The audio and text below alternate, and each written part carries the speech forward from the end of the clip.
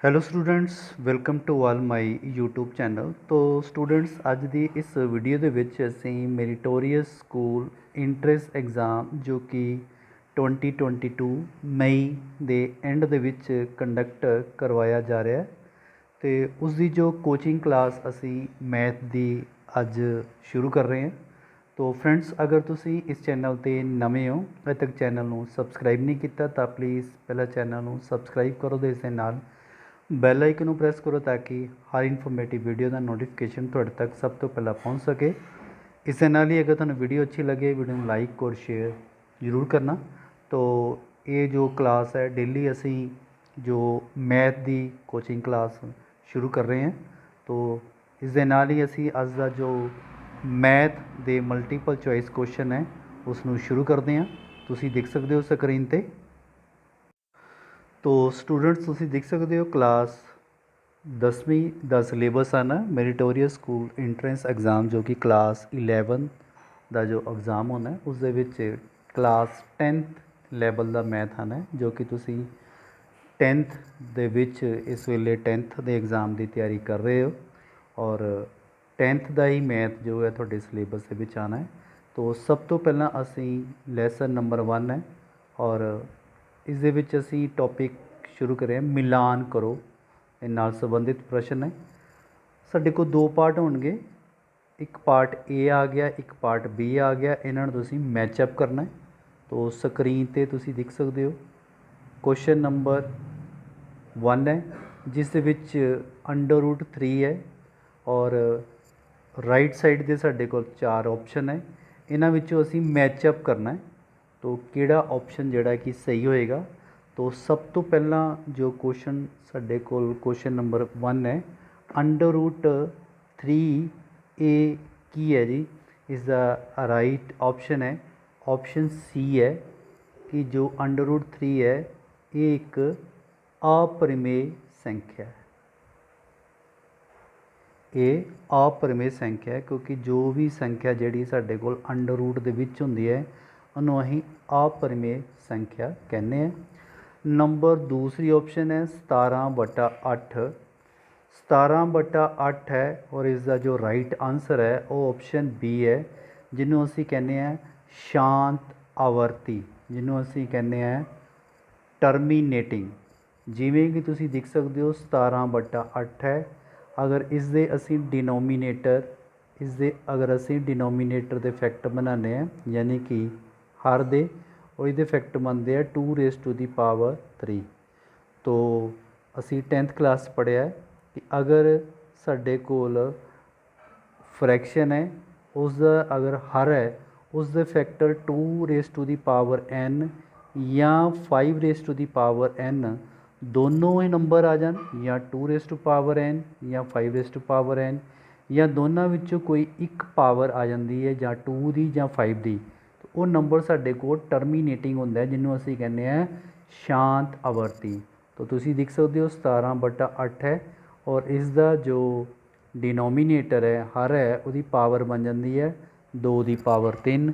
अगर 2⁻3 है या 5 की कोई पावर है तो वो साडे को अशांत आवर्ती आती है। तो इस कारण इसका जो ऑप्शन है वो आ जाएगा ऑप्शन सेकंड। नेक्स्ट क्वेश्चन है नंबर 3 है और इसका राइट ऑप्शन है ऑप्शन डी है 2 है। इनू असी परिमेय संख्या कह दें क्योंकि इनू असी इस तरह लिख सकते हैं 2/1। ठीक है जी, 2/1 परिमेय संख्या होंगी है जिन्हों असी पी और क्यू के रूप के विच लिखते हैं और इस कंडीशन होंगी कि Q is not equal to 0, जो क्यू की जो हर की वैल्यू है वो 0 के इक्वल नहीं होनी चाहिए। और नेक्स्ट ऑप्शन है 4th है 17/6। तो इनू भी असी दसना है कि ये किहड़ी आवर्ती है। तुसीं देख सकते हो कि अगर असीं इनू चेंज करते हैं इससे फैक्टर आ जाते हैं 2 ते 3 फैक्टर आ जाते हैं। तो असी पहला भी इस क्वेश्चन च गल कर चुके हैं कि अगर साडे कोल हर जिन्हों उस डिनोमीनेटर कहने हैं उस दे विच 2⁻n या 5 कोई भी हैगी है तो वो नंबर दोनों विचों कोई एक है तो वो नंबर जो है टर्मीनेट होएगा। अगर उन्होंने कोई नंबर होर ऐड आ जाता है तो वो नंबर ਟਰਮੀਨੇਟ ਨਹੀਂ ਹੋਏਗਾ, ਜਿਹਨੂੰ ਅਸੀਂ ਕਹਿੰਦੇ ਹਾਂ ਅਸ਼ਾਂਤ ਆਵਰਤੀ। ਤਾਂ ਇਹਦਾ ਮੀਨਸ ਹੈ ਕਿ 7/6 ਹੈ, ਇਸ ਦੇ ਜੋ ਫੈਕਟਰ ਡਿਨੋਮੀਨੇਟਰ 'ਤੇ ਬਣ ਜਾਂਦੇ ਆ 2 ਅਤੇ 3, ਇਹਦੇ ਵਿੱਚ 2 ਤੋਂ ਇਲਾਵਾ 3 ਆ ਗਿਆ, ਇਸ ਕਾਰਨ ਇਹਨੂੰ ਅਸੀਂ ਕਹਾਂਗੇ ਅਸ਼ਾਂਤ ਆਵਰਤੀ। ਤਾਂ ਤੁਸੀਂ ਇਸ ਦੇ ਚੈੱਕ ਕਰ ਸਕਦੇ ਹੋ, ਜੋ ਕੁਐਸਚਨ ਪਹਿਲਾ ਇਸ ਦਾ ਆਪਸ਼ਨ ਸੀ ਹੈ, ਔਰ ਜੋ ਕੁਐਸਚਨ ਸਾਡੇ ਕੋਲ ਸੈਕੰਡ ਹੈ ਇਸ ਦਾ ਆਪਸ਼ਨ ਬੀ ਹੈ ਅਸ਼ਾਂਤ ਆਵਰਤੀ, ਔਰ ਕੁਐਸਚਨ ਨੰਬਰ 3 ਹੈ ਇਹ ਸਾਡੇ ਕੋਲ ਹੈ ਜੀ ਆਪਸ਼ਨ ਡੀ ਹੈ ਪਰਿਮੇय ਸੰਖਿਆ, ਔਰ ਕੁਐਸਚਨ ਨੰਬਰ 4 ਇਹ ਆ ਜਾਏਗਾ ਸਾਡੇ ਕੋਲ ਜੀ ਅਸ਼ਾਂਤ ਆਵਰਤੀ, ਜਿਹਨੂੰ ਅਸੀਂ ਕਹਿੰਦੇ ਹਾਂ ਨਾਨ ਟਰਮੀਨੇਟਿੰਗ, ਜੋ ਸੰਖਿਆ ਜਿਹੜੀ ਹੈ ਟਰਮੀਨੇਟ ਨਹੀਂ ਹੁੰਦੀ। ਹੁਣ ਅਸੀਂ ਲੈਸਨ ਨੰਬਰ 3 ਵੱਲ ਚਲੇ ਹਾਂ। ਸਭ ਤੋਂ ਪਹਿਲਾਂ ਤੁਸੀਂ ਦੇਖ ਸਕਦੇ ਹੋ ਇਸ ਦੇ ਵਿੱਚ ਜੋ ਪਹਿਲਾ ਆਪਸ਼ਨ ਹੈ A1/A2 note is equal to B1/B2।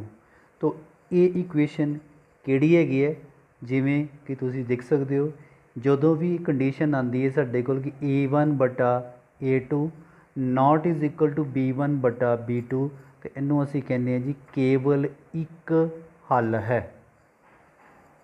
Next ਹੈ ਕੁਐਸਚਨ ਨੰਬਰ ਸੈਕੰਡ ਹੈ, ਜਿਸ ਦੇ ਵਿੱਚ A1/B2 ਤੁਸੀਂ ਦੇਖ ਸਕਦੇ ਹੋ ਸਕਰੀਨ ਦੇ is equal to B1/B2 not is equal to C1/C2 not is equal to C1/C2। ਅਤੇ ਜਦੋਂ ਇਹ ਵਾਲੀ ਕੰਡੀਸ਼ਨ ਆ ਜਾਂਦੀ ਹੈ ਤਾਂ ਇਸ ਕੰਡੀਸ਼ਨ ਨੂੰ ਅਸੀਂ ਕਹਿੰਦੇ ਹਾਂ ਕਿ ਕੋਈ ਹੱਲ ਨਹੀਂ ਹੈ। ਇਸ ਦੇ ਵਿੱਚ ਜਿਹੜਾ ਸਾਡਾ ਗ੍ਰਾਫ ਹੈ ਉਹ ਪੈਰਲਲ ਦੇ ਵਿੱਚ ਆਉਂਦਾ ਹੈ, ਜਿਹਦੇ ਕਾਰਨ ਕੋਈ ਵੀ ਸੋਲੂਸ਼ਨ ਨਹੀਂ ਨਿਕਲਦਾ। ਨੈਕਸਟ ਥਰਡ ਇਕੁਏਸ਼ਨ ਹੈ, ਜਿਸ ਦੇ ਵਿੱਚ A1/A2 is equal to B1/B2 is equal to C1/C2। ਤੋ ਇਹ ਜਿਹੜੀ ਕੰਡੀਸ਼ਨ ਹੈ ਇਹਨੂੰ ਅਸੀਂ ਕਹਿੰਦੇ ਹਾਂ ਜੀ ਅਨੇਕ ਹੱਲ, ਇਹਨੂੰ ਅਸੀਂ ਕਹਿੰਦੇ ਹਾਂ ਅਨੇਕ ਹੱਲ। ਇਸ ਦੇ ਵਿੱਚ ਜਿਹੜਾ ਗ੍ਰਾਫ ਹੈ ਉਹ ਕੋਇਨਸਾਈਡ ਕਰਦਾ, ਪਹਿਲਾ ਗ੍ਰਾਫ ਉਹ ਦੂਸਰਾ ਗ੍ਰਾਫ ਇਸ ਦੇ ਨਾਲ ਹੀ ਕੋਇਨਸਾਈਡ ਹੋ ਜਾਂਦਾ ਹੈ, ਜੁੜ ਜਾਂਦਾ ਹੈ, ਅਤੇ ਇਹਨੂੰ ਅਸੀਂ ਕਹਿੰਦੇ ਹਾਂ ਜੀ ਇਸ ਦੇ ਅਨੇਕ ਹੱਲ ਹਨ। ਨੈਕਸਟ ਕੁਐਸਚਨ ਨੰਬਰ 4 ਹੈ, ਜਿਸ ਦੇ ਵਿੱਚ ਹੈ ਕਿ ਤ੍ਰਿਭੁਜ ਦੇ ਤਿੰਨਾਂ ਕੋਣਾਂ ਦਾ ਜੋੜ, ਤੁਹਾਨੂੰ ਸਾਰਿਆਂ ਨੂੰ ਪਤਾ ਹੋਏਗਾ ਕਿ ਤ੍ਰਿਭੁਜ ਦੇ 3 ਕੋਣ ਹੁੰਦੇ ਹਨ, ਔਰ ਤਿੰਨਾਂ ਕੋਣਾਂ ਦਾ ਜੋੜ ਜਿਹੜਾ ਉਹ 180 ਦੇ ਬਰਾਬਰ ਹੁੰਦਾ ਹੈ। ਔਰ ਨੈਕਸਟ ਕੁਐਸਚਨ ਹੈ ਕਿ ਚੱਕਰੀय ਚਤੁਰਭੁਜ ਦੇ 4 ਕੋਣਾਂ ਦਾ ਜੋੜ, ਚੱਕਰੀय ਚਤੁਰਭੁਜ ਉਹ ਜਿਹੜੀ ਕਿ ਚੱਕਰ ਦੇ ਵਿੱਚ ਬਣੀ ਹੁੰਦੀ ਹੈ ਉਹਨੂੰ ਅਸੀਂ ਚੱਕਰੀ ਚਤੁਰਭੁਜ ਕਹਿ ਦਿੰਦੇ ਹਾਂ। ਜਿਵੇਂ ਕਿ ਤੁਸੀਂ ਸਕਰੀਨ 'ਤੇ ਦੇਖ ਸਕਦੇ ਹੋ ABCD ਸਾਡੇ ਕੋਲ ਇੱਕ ਚੱਕਰੀ ਚਤੁਰਭੁਜ ਹੈ, ਔਰ ਇਸ ਦੇ 4 ਕੋਣਾਂ ਦਾ ਯੋਗਫਲ ਉਹ ਹੁੰਦਾ ਜੀ 360 ਡਿਗਰੀ। ਤੋ ਨੈਕਸਟ ਲੈਸਨ ਨੰਬਰ 4 ਵੱਲ ਜਾ ਰਹੇ ਹਾਂ ਅਸੀਂ। ਟੋਪਿਕ ਹੈ ਸਾਡੇ ਕੋਲ ਮਿਲਾਨ ਕਰੋ। ਸਭ ਤੋਂ ਪਹਿਲਾ ਆਪਸ਼ਨ ਹੈ ਦੋ ਘਾਤੀ ਸਮੀਕਰਨ ਦੇ ਵਾਸਤਵਿਕ ਮੂਲ ਹੁੰਦੇ ਹਨ।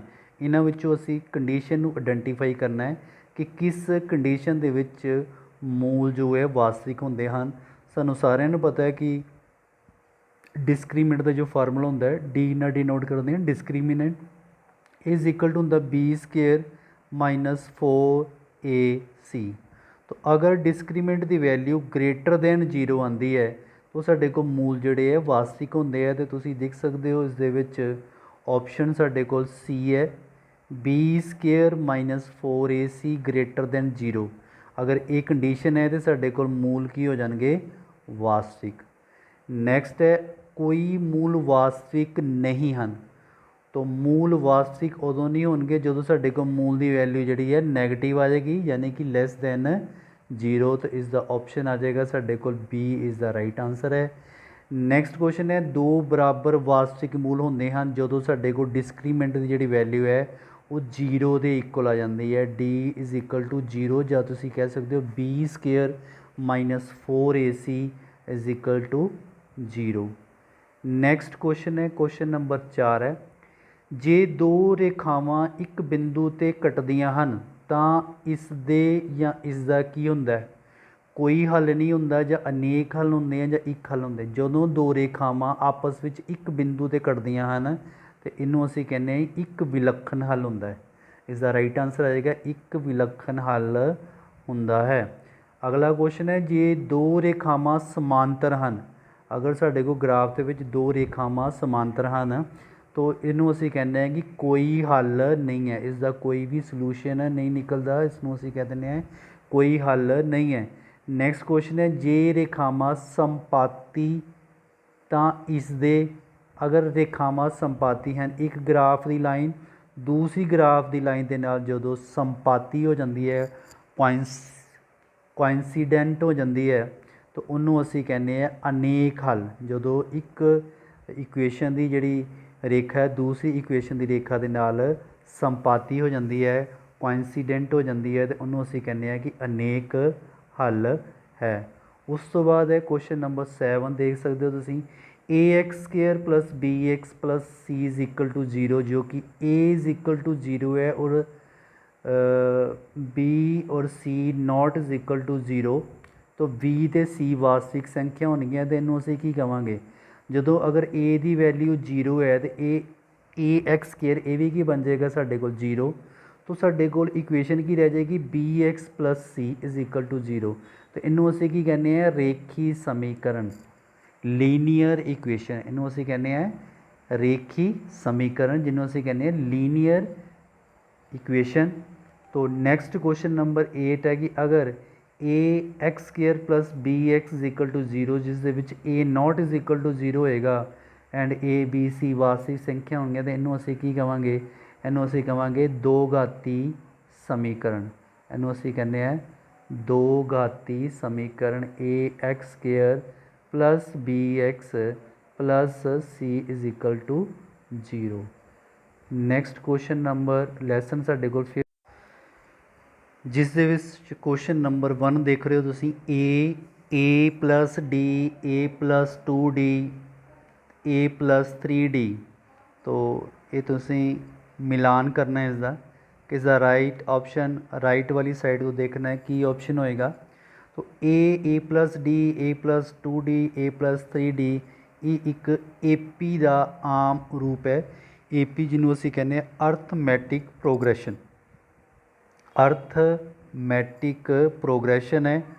तो नैक्सट जो क्वेश्चन है इसका सैकंड नंबर दे, जिस दे विच S दा फार्मूला है सम ए n/2 brackets 2a plus n-1 into D, तो इसका जो राइट ऑप्शन की है ये है कि AP दे पहले n पदां दा जो असी जोड़ निकालना होए S तो बन जाता सम दा फार्मूला है, तो AP दे पहले n पदां दा जो असी जोड़ निकालना होंदा है उस वेले असी ये फार्मूला निकालते हैं n/2 brackets 2a plus n-1 into D.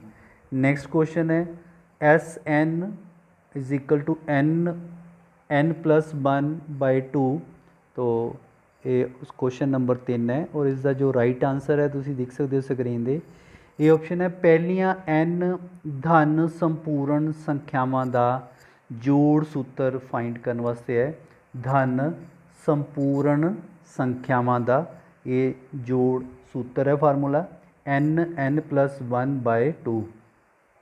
चौथा है क्वेश्चन है AP दा n-वां पद, तो जो AP दे विच असी n पद कैलकुलेट करना है तो इसका फार्मूला होंदा साडे कोल AN is equal to A plus n-1 into D, A is the right answer है। क्वेश्चन नंबर 5 है जिस दे विच देख सकते हो तुसीं 2, 7 ते 12 लई अगला पद तुसीं देखना है किहड़ा होएगा। क्वेश्चन नंबर 5 दे विच तुसीं इसके ऑप्शन देखने 2 तो बाद 5 यानी कि 7 आ गया, 7 तो बाद 5 ऐड किए 12 आ गया, उस तो बाद 12 ਦੇ ਵਿੱਚ 5 ऐड करोगे तो ਤੁਹਾਡੇ ਕੋਲ ਕੀ आ जाएगा 17, तो 17 ऑप्शन आ जाएगा ਸਾਡੇ ਕੋਲ ऑप्शन जी इज़ द राइट आंसर आ जाएगा।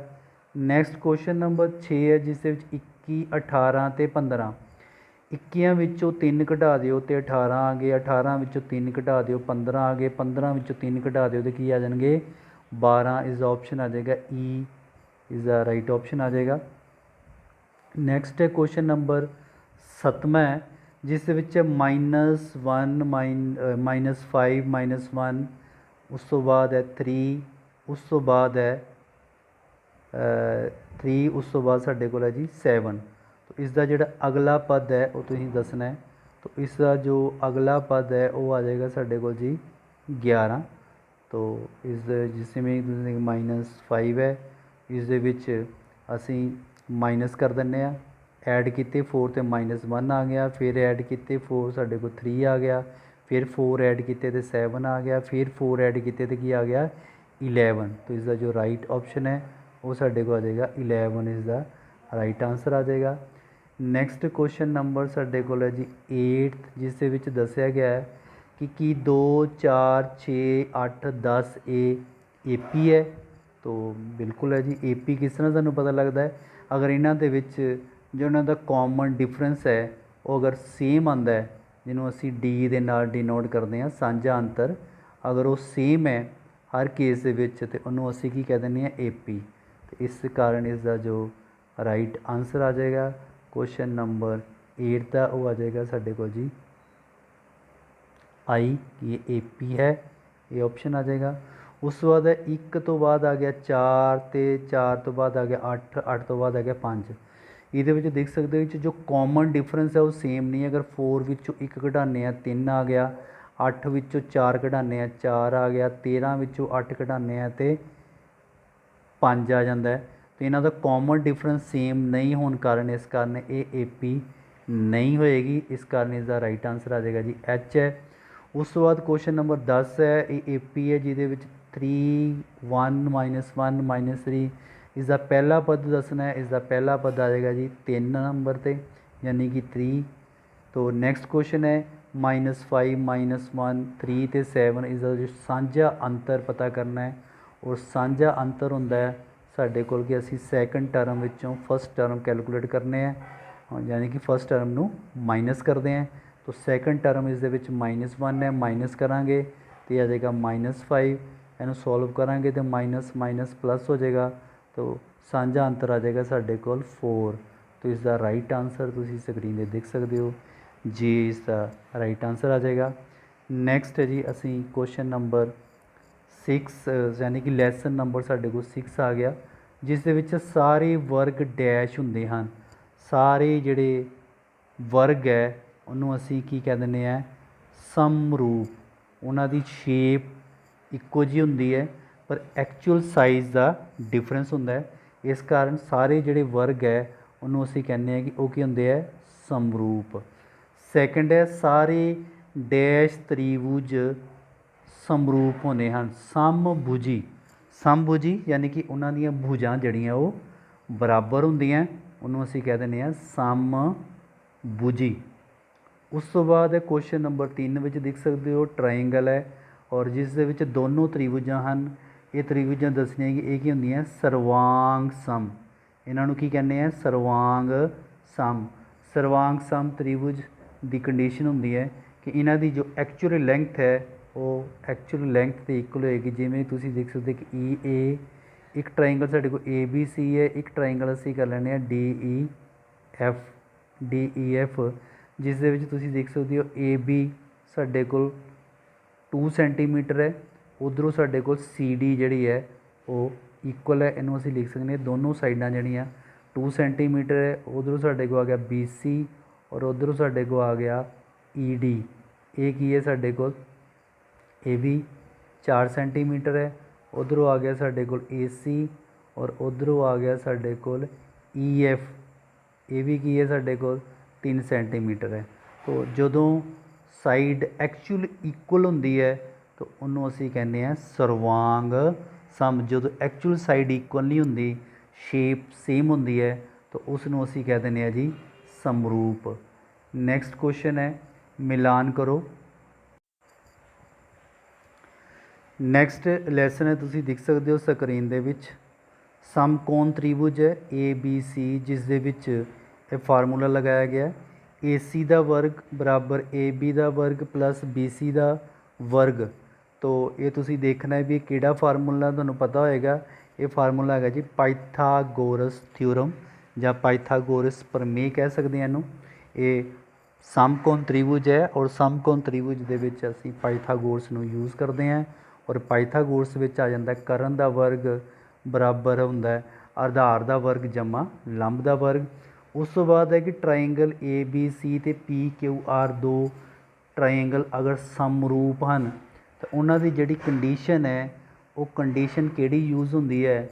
अगर दो ट्राइंगल मान लो एक ट्राइंगल ए बी सी और दूसरी ट्राइंगल पी क्यू आर, अगर ये ट्राइंगल सिमिलर है तो इसका जिहड़ा एरिए की रेशो जिहड़ी है इन्हां दी कोरसपोंडिंग साइड्स से स्क्वेयर दे इक्वल होंदी है। Area of triangle A B C, area of triangle P Q R, तो इन्हां दी जिहड़ी कोरसपोंडिंग साइड तुसीं देख सकते हो ए बी, उधर दूसरी साइड आ जाएगी पी क्यू दे स्क्वेयर के बराबर होंदी है, होल स्क्वेयर के बराबर होंदी है।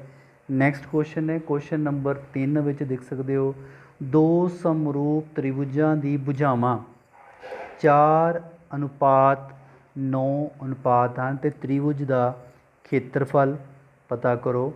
तो इस दे विच फार्मूला साडे कोल यही यूज़ होएगा। हुण इस दे विच दो त्रिभुजां, दो समरूप त्रिभुजां दी भुजावां, तो इन्हां दा खेत्रफल का अनुपात, तो खेत्रफल का अनुपात तुसीं देख सकते हो यही आएगा। इन्हां दी भुजावां कितनी आ गई, एक 4 है तो एक 9 है। इहदा असीं होल स्केयर करांगे तो होल स्केयर ओपन करांगे कितना आ जाएगा 16 तो 9 का स्केयर करांगे 81। तो इन्हां दी जो त्रिभुज की खेत्रफल का अनुपात आ जाएगा वो आ जाएगा जी 16:81। नैक्सट क्वेश्चन है कि दो समरूप त्रिभुजां के खेत्रफलों का अनुपात 4:9 है। इन्हां दी भुजावां का अनुपात कैलकुलेट करना है। फार्मूला साडे कोल सेम ही लगेगा। इस दे विच की दिता है कि त्रिभुजां के खेत्रफलों का अनुपात, तो ये साडे कोल त्रिभुजां का खेत्रफल है। इस दे विच असीं वैल्यू पुट कर दिंदे आ 4 और इसका खेत्रफल कितना है 9। तो साइड का जिहड़ा साडे कोल फार्मूला ए बी ते पी क्यू का जिहड़ा स्क्वेयर है इनू असीं लैफ्ट साइड लैके जावांगे तो स्केयर का स्केयर रूट बन जाएगा। तो स्केयर रूट कैलकुलेट करांगे 4 का स्केयर 2 आ जाएगा और 9 का 3 आ जाएगा और इसका जो आंसर है वो आ जाएगा 2:3। तो option is the C right answer आ जाएगा जी। Option C is the right answer है, रेशियो 2 और 3। नैक्सट इज़ द पार्ट है चैप्टर नंबर 7 आ गया जिस दे विच दो बिंदु है पी। तो ये साडी कोई एक रेखा है, इस दे विच बिंदु एक पी है, x1 ते y1, एक बिंदु साडे कोल क्यू है जिन्हों असी x2 ते y2। तो इस दे विचली जिहड़ी दूरी असी पी क्यू फाइंड आउट करनी है तो उसका फार्मूला तुसीं देख सकते हो स्क्रीन दे। उसका फार्मूला ये होएगा साडे कोल ऑप्शन बी है कि x² माइनस x1 का whole square plus y2 minus y1 का होल स्केयर। नैक्सट क्वेश्चन है पी x1 ते y1, उधरों क्यू साडे कोल x2 ते y2 है। इहदा अगर असी मध्य बिंदु कढ़ना है तो ये तुसीं देख सकते हो। अगर असी पी है इनू असी x1 ते y1 कर लीए, ये साडे कोल क्यू है जिन्हों असी x2 ते y2 कर लीए। जो असी इहदा मध्य मान यानी कि मिड वैल्यू कैलकुलेट करनी है तो वो आ जाएगा साडे कोल x1 plus x2 divided by 2 comma y1 plus y2 divided by 2। तो इसकी जो मिड वैल्यू मध्य बिंदु असी निकाल सकते हैं। नैक्सट क्वेश्चन नंबर 3 है कि बिंदुओं दे विच -4 ते 6 8 ते 2 मध्य बिंदु कैलकुलेट करना है तो तुसी कर सकते हो। ये आ जाएगा x1, ये x2, इनू डिवाइड कर दो, ये साढ़े को आएगा 4/2 कितना आ गया 2। उस तो बाद आ जाएगा y1 6 + 2 डिवाइड कर दो 2, ये आ जाएगा 8/2 कितना आ जाएगा 4। तो साढ़े को ऑप्शन आ जाएगी 2 ते 4 इसका जो है राइट आंसर आ जाएगा। नैक्सट क्वेश्चन है कि बिंदु P1 ते P जो बिंदु है x1 ते y1 मूल बिंदु तो अगर दूरी करनी है यानी कि ओरिजन पॉइंट तो अगर अहीं दूरी कैलकुलेट करनी है तो वो साढ़े कोल फार्मूला आ जाता है साढ़े कोल x1 स्केयर प्लस y1 का स्केयर और इसका असीं स्केयर रूट कर दीए तो ये साढ़े को जिहड़ी है वैल्यू कैलकुलेट आ जाती है। और नैक्सट क्वेश्चन है कि अगर बिंदुओं के विच असीं इहदी दूरी कैलकुलेट करनी है तो ये सेम फार्मूला तुसीं यूज़ कर दो। x1 का स्केयर आ जाएगा 6 का स्केयर प्लस y1 सॉरी तो 8 का स्केयर ये आ जाएगा 36 + 64 तो ये कितना आ जाएगा जी 100 तो 100 का जो ਅਸੀਂ ਸਕੇਅਰ रूट करांगे तो ਸਾਡੇ कोल वैल्यू आ जाएगी जी 10 वैल्यू। तो इसका जो राइट आंसर है ऑप्शन ई है जी 10, इसका जो राइट आंसर आ जाएगा। तो स्टूडेंट्स नैक्सट जो पार्ट है ਅਸੀਂ अगली वीडियो में डिस्कस करांगे। तो धन्यवाद, जय हिंद।